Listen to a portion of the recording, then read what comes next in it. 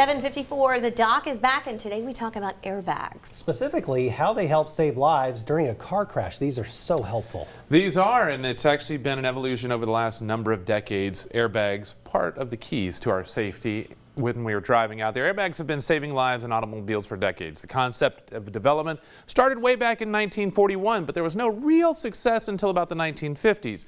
John Hetrick and Walter Linderer were the first people to claim patents, both separate, in 1953.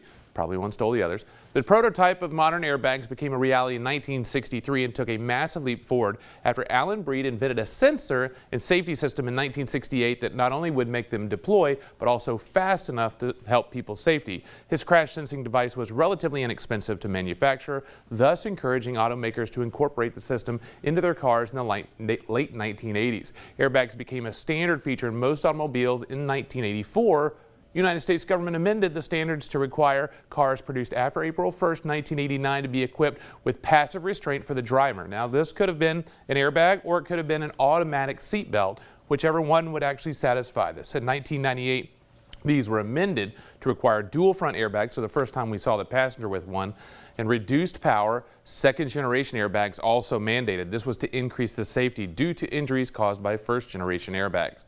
Between 1990, simple, easy fact, 1990 to 2000, there were about 3.3 million airbags, about 6,000 lives saved, but unfortunately 175 deaths from the airbags themselves, mainly children and people of smaller stature.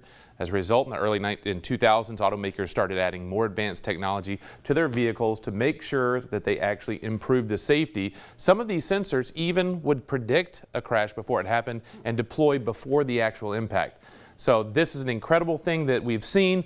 Increasing safety. So far, these have saved somewhere around 60,000+ lives in the last few years, so it's pretty amazing what these have done. As a person of small stature, when you reference that airbags can be lethal, or they could have been, what were the Well, cause? a lot of reasons. One, the children was because of car seats and the way children were restrained in the cars. With shorter stature, it was the proximity to the steering wheel itself, and in first generations, there was only one way they went. They went or they didn't.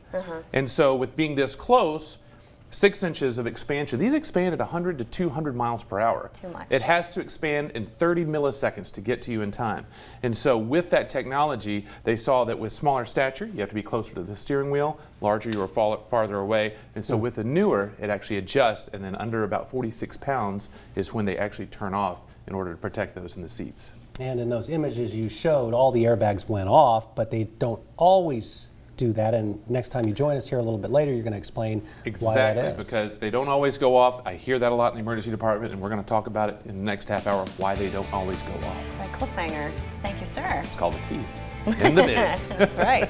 We'll be right back. Scan the QR code on your screen now